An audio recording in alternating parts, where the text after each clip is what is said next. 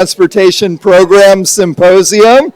Our fourth and final panel of the day is aptly named Get Moving.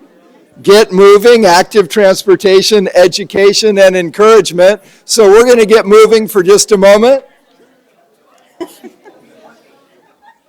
Okay, let's get moving. Okay, let's get moving again in the room. So we're going to stand up one more time. We can do this. We're going to stand up one more time without spilling drinks on ourselves or our neighbors.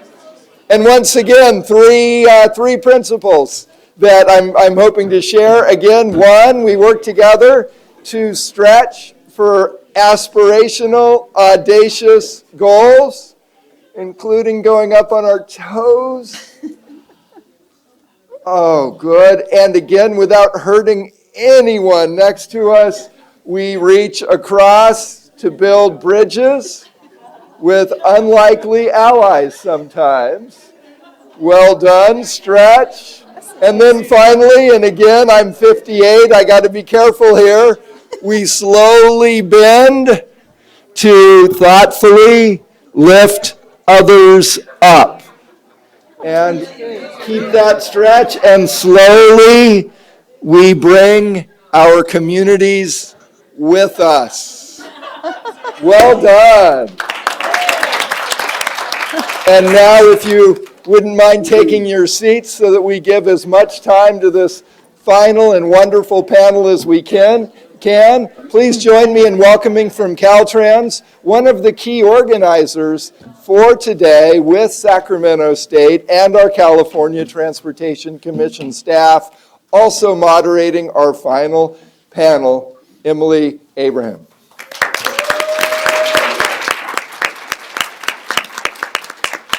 Well, thank you. I think this final panel is going to be really inspiring and encouraging to all of you, so I hope you get a lot out of it. So this is our non-infrastructure panel, and just note, we have a new Slido code, so make sure you log out of the old one and get into this one so we can have some dialogue with this one. So as we learned today, that building the infrastructure and designing it right is really important. But the other side of the equation is the education and encouragement and the non-infrastructure side. And a lot of times we'll call the non-infrastructure NI, so if we refer to it as that, that's what it means.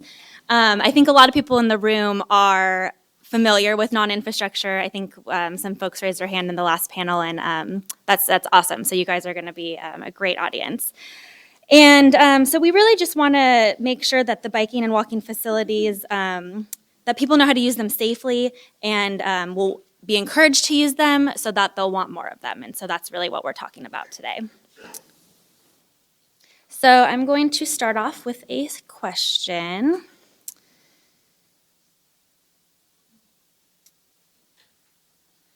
So yesterday we asked a question about the barriers or why people might not walk and bike. So today we're gonna do a little self-reflection a little bit differently and think about how did you learn walking and biking safety, or how were you encouraged to choose walking and biking? So we'll put the answers up there, so write those into the Slido. And again, this is a word cloud, so the more people who say the same word, the word gets bigger. So we have bike, walking, and parents is a good one. Parents. So that really speaks to a lot of the safe routes to school work, getting the parents involved and encouraging their kids to bike and walk. School, elementary, peer pressure, I think through friends is a good way to be encouraged to bike and walk. All right, school, job. Definitely that's one of my encouragements to bike was through the May is Bike Month campaign here in Sacramento. Great, so I'll exit out of this for now, but you can keep putting your responses in.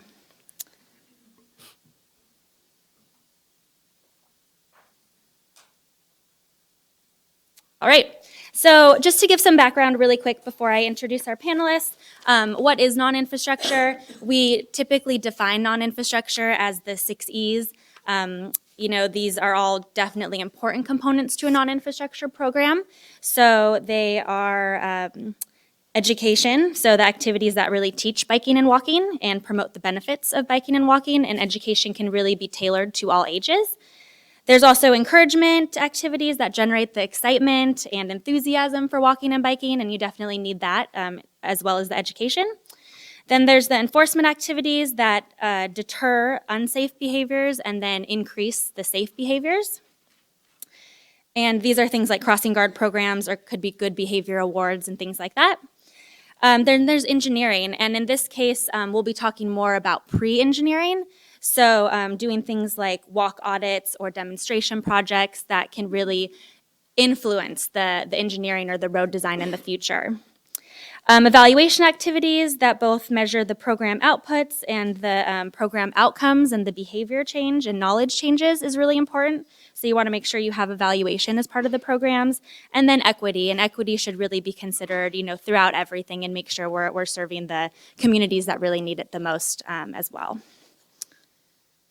All right, so some key takeaways I just wanted to highlight really quick before I turn it over to our panelists. They're all going to be touching on these topics, but we really wanted to give you guys the takeaways that not all non-infrastructure projects are the same. Project types really vary. So you may be most familiar with Safe Routes to School, which is the first item on the list here, and that's probably the most traditional one, and it's obviously very important, but there's some other ones too that can focus on community-wide efforts or community-wide programs, and they focus on adults and families and seniors. So there's a variation there that it's not just school-based, but it's community-based as well.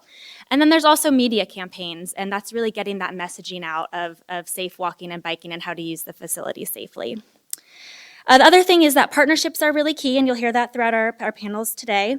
City public works and engineering staff may not have the expertise for non-infrastructure. So the partnership is really, really key to get the public health department on board, to get law enforcement on board, and to partner with CBOs and community-based organizations who really can know the community and do the work. And then lastly, combining the infrastructure with the non-infrastructure is really key. You get the facilities out there, you make the changes, but you need to teach the users how to use them and how to use them safely. So the infrastructure plus the non-infrastructure equals success. All right, so now moving on to our panelists here. We have 5 panelists who will start kind of at the broader level and work our way down to some really engaging and interesting case studies of the work that's really been done on the ground throughout the state. So first off, we have Jeffrey Rosenhall, and he works at the California Department of Public Health, and he's been there for 20 years and really has a focus on bicycle and pedestrian safety issues.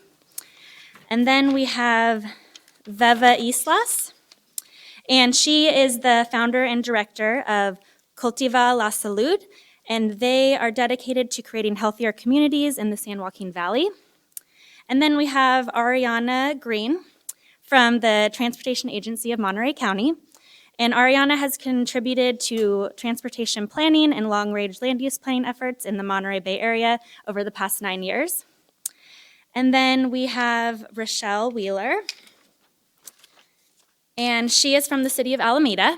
And Rochelle has been practicing transportation planning for over 20 years with a focus on bicycle and pedestrian planning.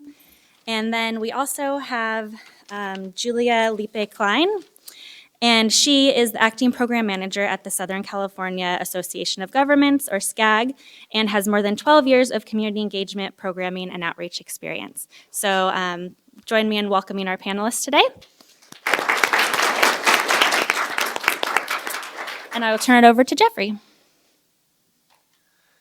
Thank you, Emily, and thank you all for being here at the last session of the day. Appreciate your fortitude. So I'm Jeffrey Rosenhall with the California Department of Public Health. I'm in our Injury and Violence Prevention branch. We have a lot of other topics besides active transportation, including our violence prevention, domestic violence, opioids, child maltreatment, but this is a really important part of our portfolio.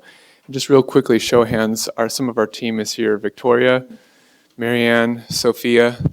These folks work on active transportation and are great resources for all of you. So let's talk about public health's role in promoting and supporting active transportation. I think continuing a conversation that started already at the conference. It works. Okay. So why does this work matter? And not just why, but let's talk also a little bit about the how. So we're in the second day of the conference, and by now you've talked about equity, you've talked about justice, housing, safety, and the benefits. All of these are public health related issues.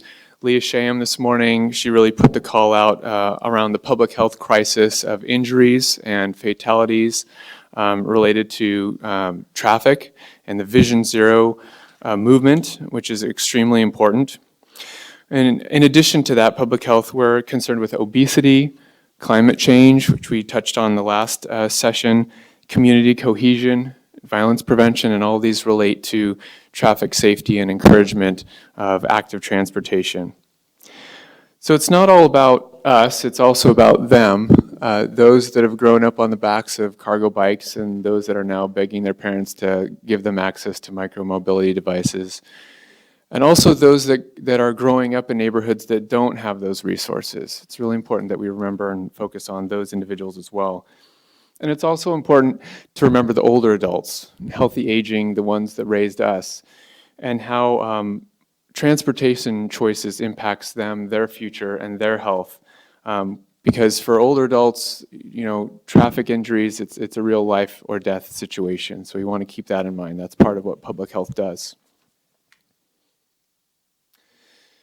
So beyond the continuing crisis of injuries, which is at the forefront, public health also looks at active transportation from a couple other lenses. Chronic disease, we look at heart health, even a 2-week hiatus in moderate or mild physical activity can have detrimental effects to your health, according to a recent study. We also look at the social environment, social cohesion on the street. And by engaging residents and making the streetscape more safe for both walking and biking and also just gathering communities, we can help curb violence. When we work to improve the street conditions for all, 8 to 80, I have a 7.5-year-old daughter who's on rollerblades constantly, and I have a 75-year-old mother who needs her expandable cane. It's called a hurricane, and she needs that everywhere. So if we can get the streetscape to work for both of those individuals, then we're doing the right thing. We're going in the right direction, and we do that by the planning and transportation, engineering work, but also by looking at high injury networks. That's another thing that public health does. It looks at data. It brings where are collisions happening and make sure that we plot those and chart those and share those with our partners in transportation and land use planning. And by getting people out of their cars, as we talked about earlier, we are reducing those emissions that are linked to greenhouse gases. And after the week that we've had here in California, it couldn't be more important that we re-engage ourselves with that charge. So your public health colleagues are here to help you at the state and at the local level. And we've got a great panel here that's going to talk about some really local implementing activities. But let's talk just a little bit more about what's happening at the state level. So we have some state-level active transportation priorities in public health. Some of those are public health informed, we're participating, and others we're driving the bus a little bit more, so to speak. And I apologize for the alphabet soup here, but we have the Strategic Highway Safety Plan. That's really important. Health in all policies, both at our department at Strategic Growth Council. We talked earlier about the Vision Zero and Zero Traffic Fatalities Task Force. We have our own Active Transportation Resource Center, which is a CDBH and Caltrans collaboration. And then there's the long-range CTP 2050 Caltrans planning effort. Public health has also done things in the past around getting local planning and transportation agencies more connected up with their local health departments. That was really key and critical work. We have a statewide wellness plan, which includes mobility and active transportation. We have our state level Let's Get Healthy Task Force, Let's Get Healthy California Task Force. We have a master plan on aging that's due next October, thanks to Governor Newsom's executive order. And we have things like promoting the bike commuter benefit, which gets people reimbursement for bikes, just like transit, as well as our employee bike share.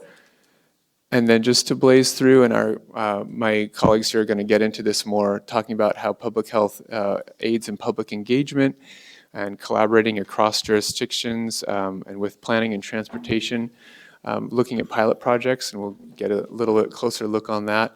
And really important to focus on health equity and health impact assessments to maybe look at how we can elevate concerns and educate decision makers, which is something we talked about earlier.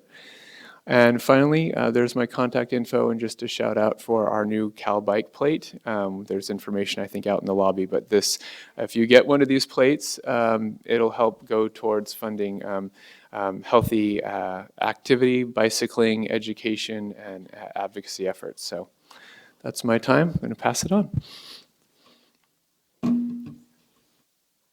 Thank you. Well, I'm excited. Okay, thank you for that. See, he's the brains. I'm just this big butt and a smile. I am excited to be here, and it's great to be on a panel with another public health advocate. It's not often that you have two public health advocates at a transportation symposium, so thank you for being here with me. And I also just want to say that I was not here with you the entire 2 days. I came in just a little bit before the panel, and there was a really interesting question about decision makers. So I also just want to disclose that I am an elected official. I serve as a school board member for Fresno Unified School District. We're the third largest school district in the state of California. And I think what I bring, not only my history and passion as a public health advocate, is the fact that from pretty much K through 8th grade, I walked every day. I walked in a very small rural community that did not have a lot of infrastructure, but I was safe because it was small. There wasn't a lot of traffic. There wasn't a lot of parents dropping their kids off to school, because I knew everybody on the block, and every block from where I lived to where my school was. So I always had like an outlet. If I did come into anything that might be a danger, I would run to one of my tias or Theo's houses. And I came from a very traditional, large Mexican family. So if anybody messed with me, my cousins would kill them. Let me advance my slides. I'm running out of time with the funny stuff. Oops, I'm not going the right way? Nope, that's mine. Yeah. Okay, so my slides aren't in there, so I'll wing it, which is okay. So the first thing I wanted to do is just share with you that Cultiva la Salud is a public health advocacy organization. And we do work across multi-sectors, right? Our interest is solely about promoting good health. I can't do that just by talking to people about, eating better and moving more. I need the environment in order to allow those behaviors to happen. And so the people who are shaping my environment are people like you in this room, right? Like whether we or whether we have to use another microphone.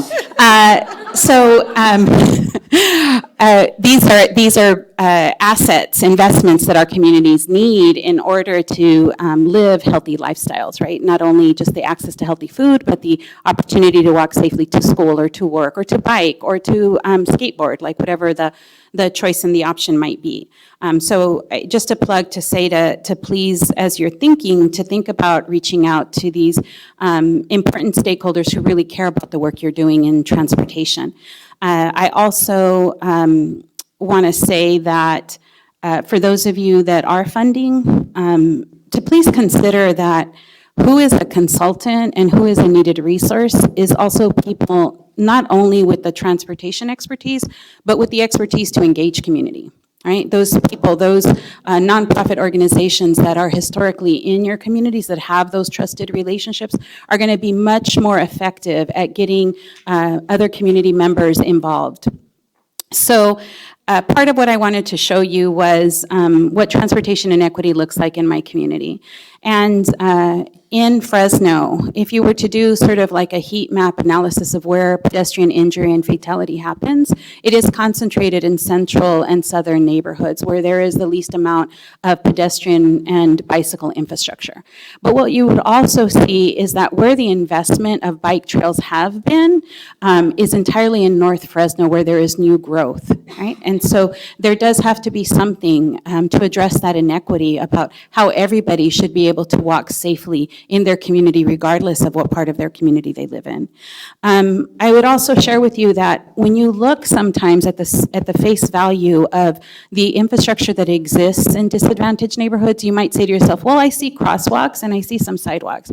But you need to really walk those streets in order to understand that there's loose dogs that prohibit people from walking and biking, right? That there is sometimes gang territory that demarks where someone can walk to and from school. That there are really complicated forces that even though an asset might be there, still do not allow people to walk or bike safely, and that those complicated forces are social determinants that we also need to collectively work on together. So for me, equitable transportation is really transportation that considers the needs of all community members. It's just and fair inclusion in transportation planning, and it's also about the shared prosperity that comes from better property values as a result of these investments or employment opportunities that my community also needs. So when you're considering engagement, it's great that you have a flyer that's in English and Spanish, but it's also more important that if you are allowing online opportunities for residents to make comments, that those online opportunities are also available in multiple language needs, and that they may be multiple media opportunities as well, right? Like a cell phone, not just computer, that could allow someone to participate in a rural community with very limited access using cellular information. I know my time is up, but I just want to say two more things about that engagement is critical, but there also takes, for communities who have traditionally not been part of the infrastructure and planning and investment, there does take a little special effort to get them to then utilize those assets once they're there. And so some of the ways that we've done that have been by doing things like cumbia rides, where we're celebrating Latino culture and we're doing bike safety education and really hand-holding people through experiences about how they could navigate by bike through their community safely. It's also about doing walking audits where we bring that decision maker into the neighborhood and really have them see what the challenges are to walk in those neighborhoods. So things like walk to school days become much more impactful when that school board member or that city council member or that county board of supervisor is walking along with those children to see what the realities are. So thank you so much for having me here.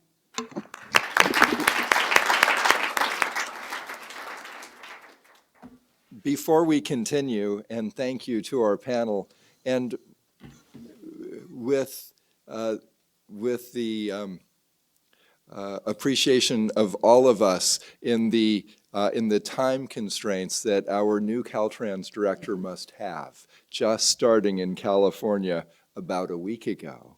I love it when people not only arrive on time, but early. It shows great respect for the rest of us. So if it's okay with our panel, it is okay with our moderator in the limited time he has to join us today. It is truly a pleasure to welcome, all the way from Nashville, Tennessee, the new director of our California Department of Transportation, Mr. Tokes Omashakin. Will you join me in welcoming him?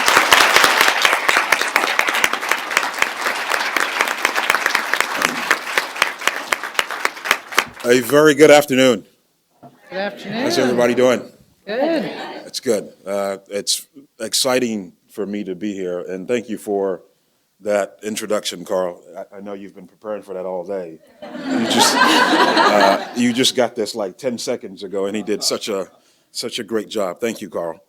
So it's exciting for me to be here. I think it's very obvious. Some of you that may know a little bit about me. Prior to coming to California, my prior job was I was deputy commissioner in Tennessee for planning, environment, and modes and freight and logistics. So I was one of the number two people at the Tennessee Department of Transportation working on a lot of the issues that everyone in this room cares very much about. But I think the important thing to note there is that before I even got there, I started off my career in this industry, in this field, at least one of the earlier jobs that I had about 18 or 19 years ago as the bicycle and pedestrian planner for the city of Nashville. So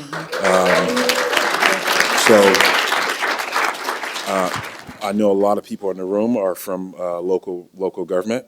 So I very much understand the issues, the challenges that you face. So thank you for the round of applause. I haven't done anything yet here. I hope to be able to help out along those areas. But I started my career there, and I was able to progress over time from the city to the state government and leadership position in state government. But I think the key thing to note there is that the fact that as I moved along, I was able to maintain that focus and never lost sight of that. So in every opportunity that I got to move up, at the core of the things that I believed in was no doubt this very issue. The fact that if transportation is going to be what it needs to be for communities, for people, that it needs to consider every single potential user, every single mode along the way through the planning process, the design process, all the way to construction, and I've fought for that my entire career. One of the reasons why I wanted to come here, and by the way, since I've been here, people like Jeannie, who brought me over today, have been trying their best to drown me with information. There is so much going on at Caltrans that I'm learning. It's quite involved, to say the least. And I just met Susan just today, our leader at the CTC, and I look forward, Susan, to working with you as well on all those very issues. I've heard a lot about your leadership and your approach to these issues. So thank you for the work you're doing. I'm looking forward to the partnership that we will have on this. But with all the information that I've been learning over this is my 5th or 6th day on the job. I'm an expert now in everything California, Caltrans. Not even close. But one of the things that I'm sort of picking up from people, picking up from staff, is that there's a lot of interest in this. There's a lot of interest in this issue. I know there have been bills and efforts in the past to get us further along, despite the fact that bills and things like that may have not passed. I can assure you of my commitment, my personal commitment to make this a priority. My boss, the governor, and the agency, CalSTA agency, Secretary Kim, everybody there, they're committed to this as well. And you have it from me that it will be a commitment, that this will be a focus, it will be a priority. This has been a long life focus for me in my career. So I wouldn't have come here if I didn't know that we wouldn't be able to move this agenda forward in California. That's a big part of why Jeannie was asking me, what have I found exciting since I've been here? I'm not going to tell you about the other part to the question, what have you not found exciting? I'm not going to talk about that part, but the part that I have found exciting, I was telling Jeannie on the way over, is that these issues, not this a singular issue, but issues related to greenhouse gases, even issues around housing and the unsheltered, all things that I care very much about. So there's a lot of alignment. I wouldn't move 2,000 miles away from Tennessee to come here if I was going to be fighting upstream on these issues that I'm very passionate about. So you've got a commitment from me, from the administration, that this will be a focus, and I look forward to working with you all in the coming months and years to make further advancements on this. So thank you very much for squeezing me into a couple of minutes of your agenda. I will take just one or two questions Don't ask me about Caltrans. We have 20,000 employees, I know that much. I'll take one or two quick questions and then I'll run. And I'm smart, by the way, about answering questions. If you try to corner me, I know how to get to those. But sir, yeah. Could you share a personal experience related to walking or bicycling that was meaningful to you?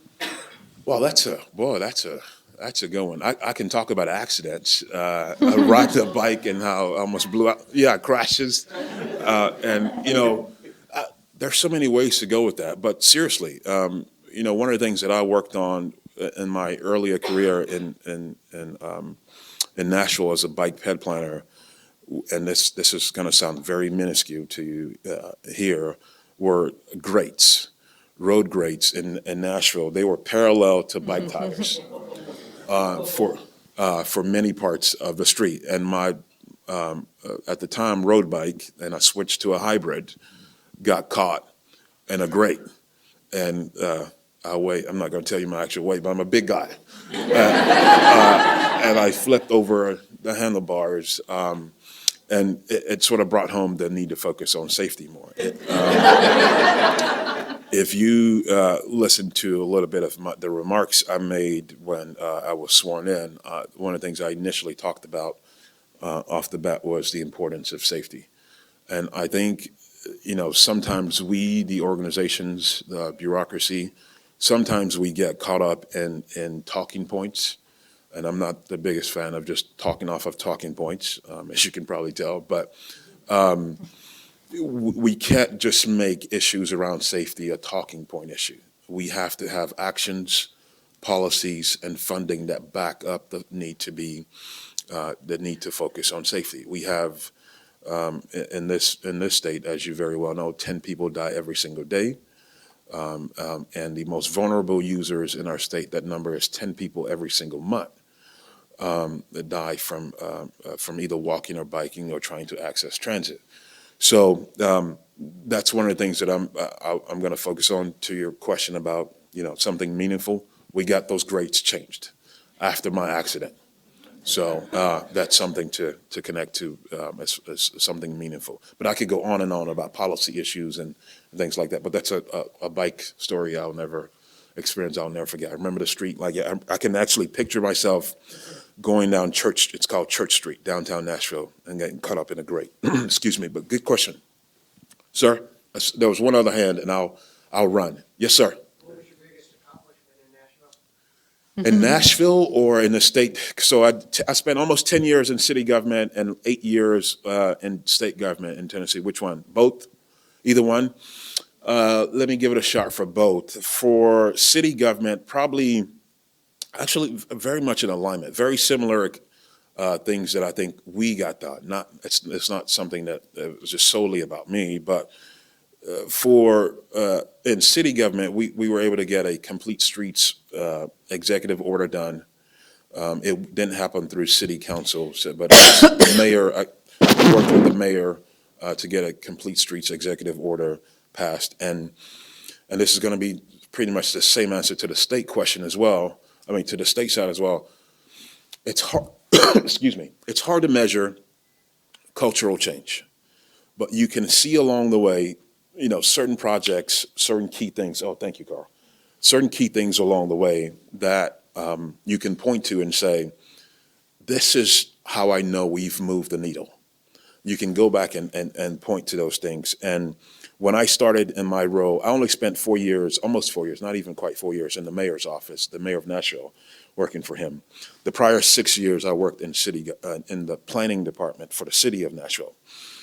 That entire 6 years, I got more done in my first year in the mayor's office than I did the entire 6 years in the planning department. And it was because you had a mayor, the executive of the city, saying, I want to be, at the time he said, I want to be the greenest city in the Southeast. He was my boss, Carl Dean. And sort of basically said, Tokes, if you think we need to do this, we're going to do it. So Public Works, you're listening to this guy. You have a director of Public Works, but this guy in my office, he's my voice on transportation issues. So just within a short period, got a complete streets executive order passed. We went from the Public Works department being like, whatever kind of thing about the stuff, to essentially they were like running to do a project. They couldn't wait to get a complete streets project done and showcase it. And I can talk forever about this stuff, you gotta be careful. But there's an HBO documentary called Weight of the Nation, where the mayor of Nashville and I spent like 3 or 4 days with HBO. You should check it out if you can get a chance. Weight of the Nation, Nashville, if you look it up. But essentially, I was able to get the public works director and many city leaders to appear on this documentary, and they were just running to be a part of it because they now were a part of the winning side of things, if you will, the new direction that the city was going in. So that's one thing I can point to, is that cultural change. And at the state government, it's the same thing, but not necessarily from a multimodal standpoint, even though we got a lot done at the state as well. The biggest thing I can point to from state government was the fact that I believe we started to listen to communities more. And again, this was not something that I was solely able to do, but state DOTs are mammoth organizations wherever you go. It's relative. In Tennessee, we were 4,500 people, which is it's a huge organization in Tennessee. Here, it's 20,000. Communities often feel like, boy, I can't approach them. There's nothing I can do to talk to that designer or project manager or whatever to get done the things that I believe my community needs. And I think we were able to move the needle within an 8-year period in that administration to help communities understand that TDOTs, they're not that, I mean, they're a big shop, but they will listen. They'll listen. And it's one of the things that I'm hoping that if communities feel here today, feel that way, that paradigm will shift. That people will feel like, no, Caltrans is interested in a dialogue and not just a monologue. So that's a long way to answer that question, but you got to be careful asking me questions like that. I'll go on and on. Thank you very much. Thank you.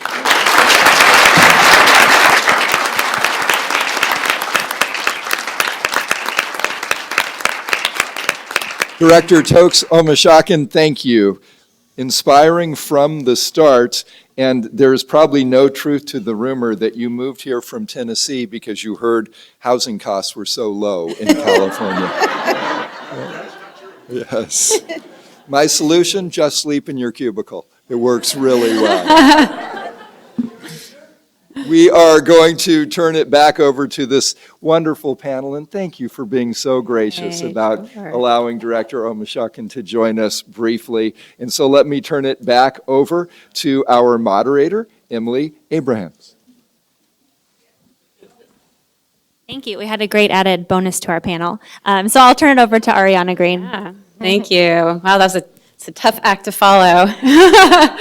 Hi, everyone. I'm Ariana Green with the Transportation Agency for Monterey County. And I'm going to talk today about traffic gardens and how we're teaching through fun.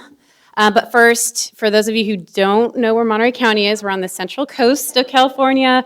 We're known for agriculture. We're the salad bowl of the world. And we're also now known for Big Little Lies. So we have a pretty diverse population. We have a big county, very diverse, some of the wealthiest, beyond wealthy people, and some of the most disadvantaged populations in the same county.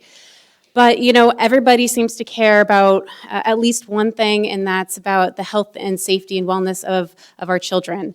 So, and we've got a lot of work to do on that front. This is a collision map showing all of the youth bike and ped collisions at our county seat in the city of Salinas. And you can see that it's a citywide problem. And Salinas is our main focus area. It's kind of our biggest problem area, but it's not unique. We have a lot of cities that look like this, unfortunately. So our solution to all these collisions and safety issues is that our parents put their kids in a car. So over 70% of our kids are driven to school if they can afford to do that. But that leads to another problem, a big health problem in our county, and in Salinas in particular, which is that over half of our fifth graders are overweight or obese because in large part they're not getting enough daily exercise. And so we're not going to solve all of our safety problems by driving all of our non-driving populations. And so our voters told us this and passed a transportation sales tax measure in 2016, and they dedicated $20 million over the next 30 years to Safe Routes to School in our county, which is fantastic and really has been a game changer. So I have the privilege of managing this Safe Routes to School program, countywide Safe Routes to School program, and we have guidelines you can find on our website if you're interested. But essentially, our approach is we decided to take a pretty balanced approach between supporting non-infrastructure projects and infrastructure projects, recognizing that both are important to actually making change and seeing mode shift. So for our non-infrastructure side of things, one of our big goals is that by fifth grade, all children in the county receive a traffic safety education. And the real goal is by fifth grade, we want them to be tired of hearing about it. So we have all sorts of strategies to do this, but we're starting them young, like preschool age, and I'll talk about an example of this in a minute. We want to make sure our education is accessible. That means going to the schools and going to where the parents are, or creating spaces that the parents are actually going to want to come to. It's important that we engage our adult population. So that's not just educating our parents, but also engaging people who might be community advocates and might be interested in supporting Safe Routes to School efforts in their community, retirees, seniors. And also finding partners. We're a small agency. We can't do this alone. And actually, it was through the Active Transportation Program, Cycle 1, that we reached out to our health department, our county health department, and we partnered on a Cycle 1 ATP project. And since then, we've been partnering with them on all of our Safe Routes to School projects.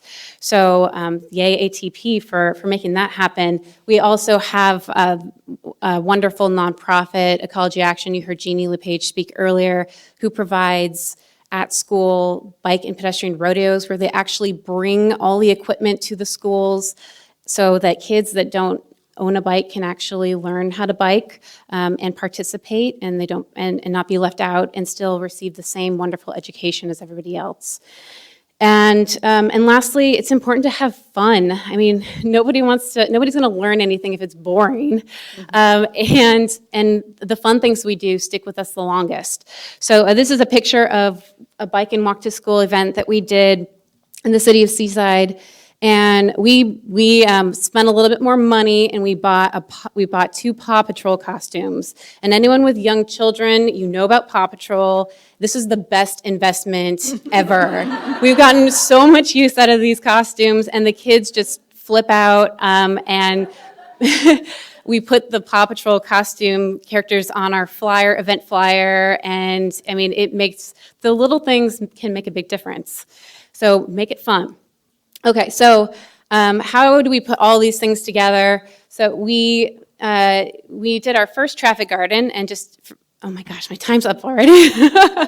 A traffic garden, just really quickly, it looks like a miniature street network, and it's a safe place to teach kids about traffic safety. And this is a temporary children's museum exhibit that the centerpiece is a traffic garden, and it's geared towards preschool age kids. We partnered with a local children's museum who staffed the exhibit, and we partnered with CSU Monterey Bay who had students researching the effectiveness of the exhibit, and it was and we made it free to the public so that all those parents with little kids who are looking for activities to do, free activities to do on the weekend could come and do something good for their kids and take a little bit of a break. And they learn things too, because the kids are so excited about this that they end up being our best teachers for traffic safety. So we had this first exhibit was in Salinas, downtown Salinas. It was open for only 6 weeks, and we had 5,800 people come through.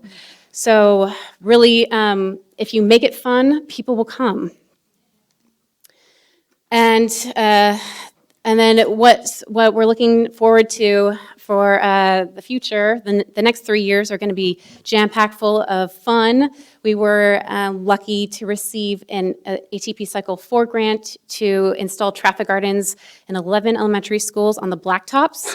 We're going to be providing fleets of bicycles and helmets to all these schools. We're also going to put these in 2 public parks and work with the YMCA and other local partners to do programming year-round, and also continuing our working with Ecology Action and other local partners to do bicycle and pedestrian rodeos using these facilities. And I'll just leave it there. Thank you.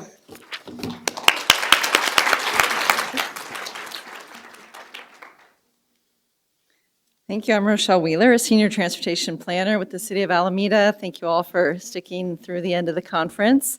And I'm going to talk about our Bicycle Safety Education for All program, which was funded by the Active Transportation Program. It was from Cycle 1, so we're just wrapping it up, and it was a comprehensive program for bicycle safety education for targeted to all ages and abilities, and inclusive of many populations. Alameda, the city of Alameda is, for those of you who are not aware, is an island right across the estuary from Oakland, which is to the north here. It's a city of about 80,000 people and very family-focused, lots of people walking and biking to schools. It's flat and also very bikeable and walkable. And our ATP grant, we actually combined a capital and a non-infrastructure project into one application. The capital project was building a 0.7-mile segment of our Cross Alameda Trail, which it's hard to see this map, it's small, but it's right in the center of the island. It's highlighted in yellow, Gene Sweeney Park. We also separately built a new park there. And that project was built at the end of last year, costing about $2.5 million just for the trail component, and it is hugely popular now. People come from outside of Alameda to come to the park. And this is part of ultimately a 4-mile trail segment that will go from east-west across the island and will be built within about the next 5 years. So the non-infrastructure portion had the goal of getting people to use the trail, to use it safely, and to educate people of all ages, and it was 3-pronged. And part of that was the school program, and we selected 4 schools to work in that are the red circles, which you probably can't see because it's so small, kind of somewhat close to this park. This is the built trail, and then a close-up and an aerial view. For our bike safety education program, we had a budget of $142,000, and over the course of 2 years, and like I said, we're just wrapping that up now, we worked with over 3,700 students and people and adults and teens and kids to teach them bike safety. The first component was the school component, working with 4 schools. We also did classes and workshops that were targeted mostly to adults and teens and open to everyone. And then we also worked with homeless and low-income youth. And so I'll talk about all of those briefly. So a big part of our program is partnership. Definitely could not have done this program without some amazing partners. We did a contract with Alta Consulting as the prime, which does a lot of Safe Routes to Schools work and have experience with federal grants. And then we had 2 sub-consultants, 2 nonprofits who did amazing work. Cycles of Change, which works on teaching, for over 20 years, teaching youth bike safety education and repair, and mechanics, and then also Bike East Bay, which is the local bike advocacy group, which has a very large and experienced bike education component. The school part I'll just briefly talk about because that's a little more traditional. Like I said, we worked in 4 schools at all different levels. We taught over the course of 2 years every student in those schools bike safety education targeted towards their age levels. For those who are in 5th grade and older, those kids got to go out on bikes to our local beach, Crown Memorial Beach, or to other locations to test out those and practice those skills they learned. These classes also, I want to say, do include working individually with students who don't know how to ride a bike. Bike fleets are brought in, and those students are taught quickly over the course of a couple hours how to ride bikes. The second component of our program was mostly focused on adults and teens, and we offered 5 different class types, and these were offered by Bike East Bay. I'll focus on a couple that I think are more unique, and one is the adult learn to ride classes that were offered. These are for people who don't know how to ride or just are not confident in riding. These are, again, adults, and they can bike in comfortable and safe environments. And get that really one-on-one support. There's about 15 people per class, and that's offered by Bike East Bay, and they have a great curriculum, and they're happy to share that. If anybody wants information from them, just let me know or go to the Bike East Bay website. We also did 1-hour bike safety classes, and some of those were targeted in our senior centers. That's that center photo. So I'll focus here, time's up. So I'll focus on does go fast. The fact that through just non-scientific surveys of people who took the classes, we found that of these adult and teen classes, the number of people who rarely or never biked, that's in the orange category, went from 40% to just 5%. So that's, again, self-reporting. But more than half the people said after the classes that they biked 1 to 5 times per week. Lastly, we focused on homeless and low-income youth by taking events to those areas that are lower income and focusing on the largest supportive housing community in our county and the communities that they serve, bringing the classes to them, bringing the classes to the Alameda Boys and Girls Club and other clubs. So I'll just briefly leave this on the screen. Lessons learned, work with your assets, our local nonprofits, build on your existing efforts, which in our case are the countywide Safe Routes to Schools programs. Definitely it was helpful to coordinate all of these efforts together, the schools, the low-income targeted, and the adult and teen classes. We hadn't done that before in our city to share resources and information and contacts. And piloting this was great because we found a huge demand for it. And a lot of support, and so now we're funding these programs with our local sales tax funds. Thank you.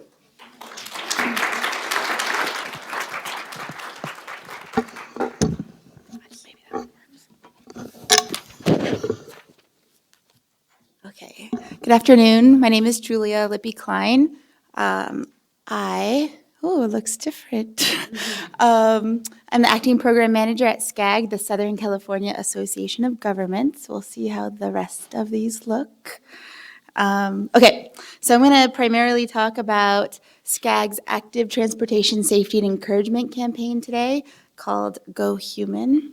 I want to provide a little bit of context first about SCAG. It's a pretty big region. We are the nation's largest MPO. We cover 191 cities, 6 counties. We are the 16th largest economy in the world. And we are home to about half of the population of the state of California. So Go Human was born in 2015 through ATP Cycle 1 funding. The goal is really to increase the number of people walking and biking, decrease the number of collisions that are involving people walking and biking, reduce greenhouse gases, improve public health, support AT investments. The campaign is informed by a steering committee of the county public health departments and the county transportation commissions. There's folks in the room here that have helped inform the campaign, and my colleagues as well. So the campaign is multi-pronged. We use regional advertising to reach folks and share messaging, and we do co-branding. So a regional campaign can be tricky. We want to make sure that jurisdictions have some skin in the game and we're able to take their logos and apply them onto the regional ads to make them pertinent. And then second piece are our Go Human Safety demonstration projects. These are temporary demonstration showcases that really redesign a street corridor, and then we complement that with programming efforts. We have interactive educational modules that we loan out to jurisdictions to really enhance what we're trying to do and sort of expand an understanding of the planning priorities. And then the third piece, really, we conduct safety workshops, webinars, and we have a toolbox of resources to advance active transportation. And all of these resources are targeted towards elected officials, practitioners, planners, advocates, residents. So we have a variety of tools available. So a little bit, just a couple photos of our advertising campaign. This repeats each year on billboards, bus shelters, buses, radio, social media. So the name is Go Human. So it's encouraging folks to walk and bike.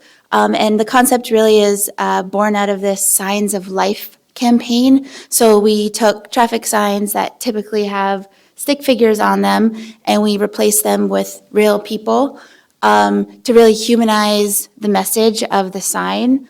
And they have different messages based on what we were learning are the top collision factors, speed, turns, at intersections. And these are available in English and Spanish and actually multiple languages, and runs throughout the region. So the second piece that I'll dive a little deeper into are our temporary pop-up safety demonstration projects. Some people might call it tactical urbanism. We use different names. But these have been a really important and effective planning tool. We work with cities to identify improvements and then temporarily showcase the improvements for a single day or a few weeks. And then there are really wonderful opportunities for residents to provide input, and then also great opportunities for city planners and engineers to also refine the designs. So community feedback is really the crux of these projects. It's the reason we do the events. We are trying to find ways to engage all ages and different folks. We do surveys, we have these sort of jock activities, and what's been really important to learn from these events is that we're collecting feedback from folks who are not typically attending transportation meetings. So I think about 70% of the people filling out the surveys are indicating, I've never been to a transportation meeting for my city, so we're able to really capture folks not traditionally engaged. The feedback, I will wrap up. The feedback has been great. It's been overwhelmingly positive for the infrastructure itself. It helps us collect demographic data. It helps us collect travel behavior. And the feedback is then used, cities can use that in funding applications so that they can get these projects funded and in the ground. So the events are paired with exciting programming opportunities. We've done a lot of events, 38, I think it's more since I made these slides, more than 40. The advertising campaign has reached more than almost 1 billion impressions at this point. About 20% of the people in Southern California recognize the campaign, and I think about 80% find it motivating. And so just really, really quickly, a couple photos so you can see some before and after. This is a photo of Ontario where we demonstrated in conjunction with the city and CBOs and other partners, parklets in a protected bike lane. This is on Caltrans right-of-way. It was really, really successful. It was paired with a concert in the park. And so, 2,000 people were coming to see some music in the park, and we thought it'd be a good idea to to do this in conjunction with the event. This is an event in Walnut Park. The before and after, we did a bus bulb out, a bus loading zone, to really see what new infrastructure would feel like for residents. And then lastly, this is a before and after of the actual implementation of the infrastructure. This is in El Centro in Imperial County. This is on 8th Street alongside a playground and a school. And so there are some crosswalk improvements, a bike lane installed. This is one of our earliest events, which has now since been constructed, which is really exciting to see. So, and just one piece of those more than 40 events at this point, I think about 30% or so have moved forward. So they've either secured additional funding, or the planning process has been expedited, or they have been constructed. So things are moving along. And then just real quick, our program is taking new shapes and new forms. It's continuing to grow. Once upon a time, we used tires and pallets and paint and tar paper to demonstrate these things. And now we've developed what we call a kit of parts. It's kind of like Legos that piece together, and they're really easy to store and to transport and to install. And this parklet, as part of Ciclavia, an enormous open streets event in Southern California, was probably installed in about 11 minutes, which was really exciting. It's paired with educational signage and a survey tool. So I'll leave it at that. Thank you.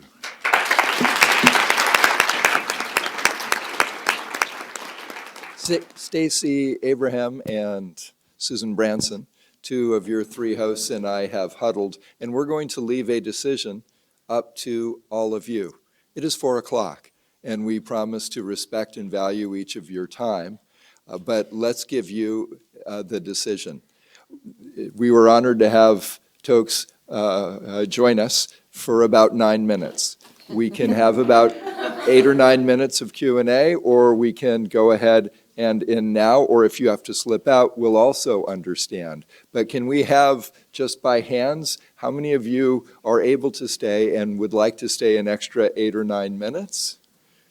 And can we say those who can't, we want to honor you to not feel at all uncomfortable going ahead and slipping out? Is that a fair approach? We're going to turn it back over to Stacy in just a moment, but to Emily in just a moment, but with this caveat, we're going to have about 7 minutes of Q&A and then 2 minutes with Director Branson, who has not come up to the mic at all, and we are going to end by 4:10. Emily?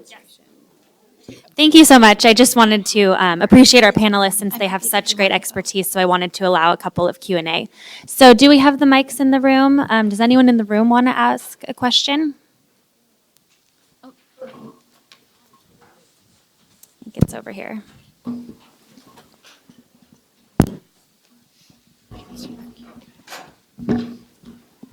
Thank you so much. I'm Lola with VTA, and my question mostly is for Rochelle. Can you, a lot of the times we see these education encouragement events and they're centered more towards Safe Routes to School and children outreach. Can you talk a little bit about the outreach that was involved in getting adults to participate in the adult bike education classes that you held? Yeah, sure. So like I said, we're really lucky to have a great partner in Bike East Bay. So they are already offering these classes throughout the East Bay. And so they have a whole web platform where they're advertising this already. So they added our classes to that. They created a special page just for classes that were happening in our city, in Alameda. We also advertise it in our activity guide that our Parks and Recs department puts out every quarter. We had information in there about it, and just got the word out through various emails. And there was also just, I think, a presence also when these classes are happening. People see them out there happening, and so there's or on one of their rides, and so that kind of word of mouth. Sometimes that got grabbed by social media and people were like, wow, look at these people writing. And then, people answered what was happening. And so, yeah. Hi, yeah, Keith Williams with the Shasta Regional Transportation Agency, and this is a question for Julia Lippick-Klein. Just a clarification, really, in one of your final slides. I know you were kind of rushing through there towards the end, but I didn't quite understand one of the items. It said, I think it was in reference to the demonstration projects. It said 30% funded or permanent. Can you just clarify that for me, please? Yeah. About 30% of the projects at this point have either been built and constructed, or they have been, the planning process has been expedited to move them along more quickly, which is what happened in Palm Desert, or they have secured additional funding to move the project along. Okay, I'll ask one from Slido, the first one up here. Smaller cities have limited money for projects and often depend on new development to build active transportation infrastructure. How do we become less dependent on private market and developers? So maybe just touch on the funding of smaller jurisdictions and limited funding and how you can still do non-infrastructure projects with that.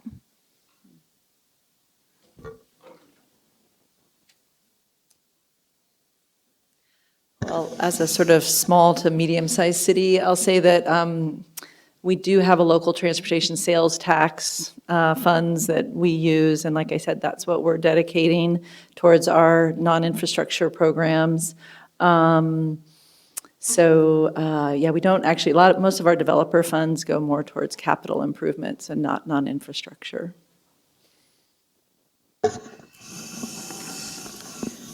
Yeah, I would also just add that finding partners in the community also helps so that you're pooling resources towards the same goal.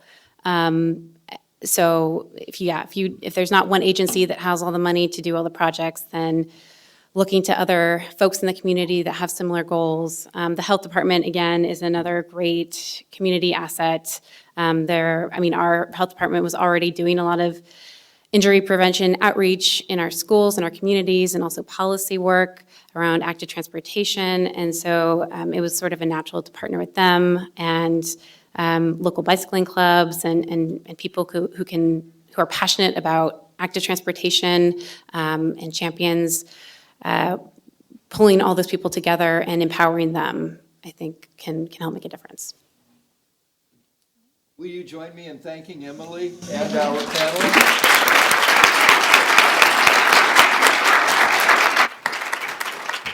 On your way out as well, we want to make sure to reuse as best we can. There is a box for the name tags and the strings that go along with them. If you'll join me in welcoming to the podium folks who have done so much to make these 2 days possible, Lori Waters and Susan Branson.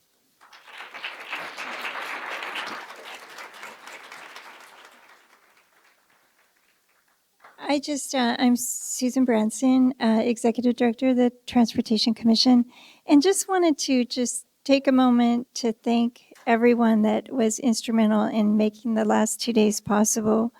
We had the Technical Assistance Resource Center for the Active Transportation Program, Caltrans, and CTC staff, and in particular, I just really wanted to thank Lori Waters and Anya Allenbecker and their Alika, and Teresa, and I see Mitch, and there's more.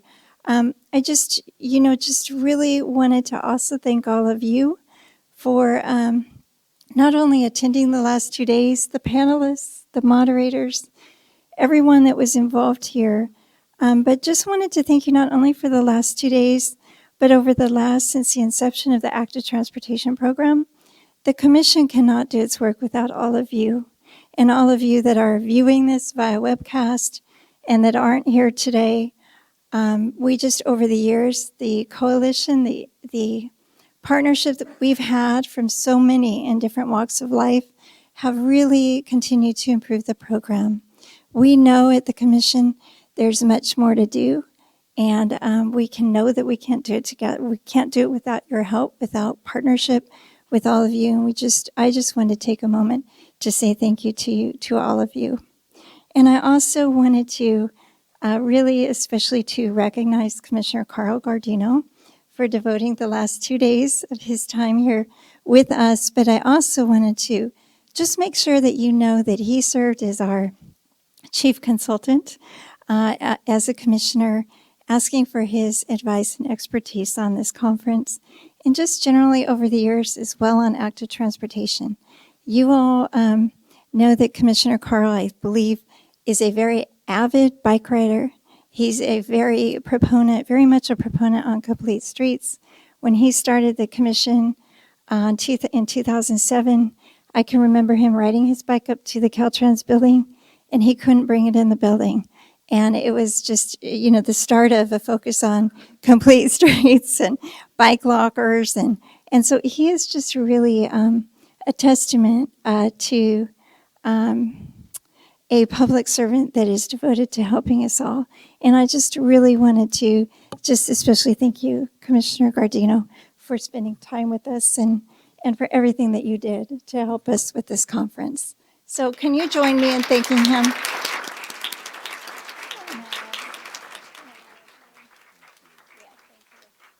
Okay, I think we could have saved us all 1 minute of our day without those kind comments. So shade of red looks good on me. Thank you all for participating. Let's go out and continue to build better communities. Oh, I'm so sorry, Lori. Okay, I'm Lori Waters. I am the program manager for the Active Transportation Program at the Commission. And I just wanted to really quickly tell everyone that we are starting the next cycle of the program, Cycle 5. We will have a kickoff workshop on November 12th from 9:30 to 12:30, and it will be held at SACOG, the Sacramento Area Council of Governments offices.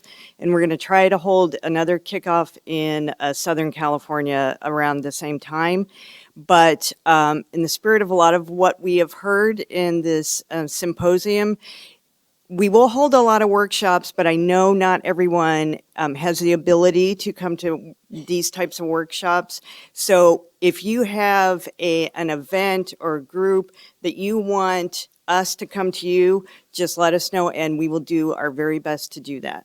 And only one thank you. I also want to thank my management and Caltrans management for supporting us in doing this event. So thank you, everyone.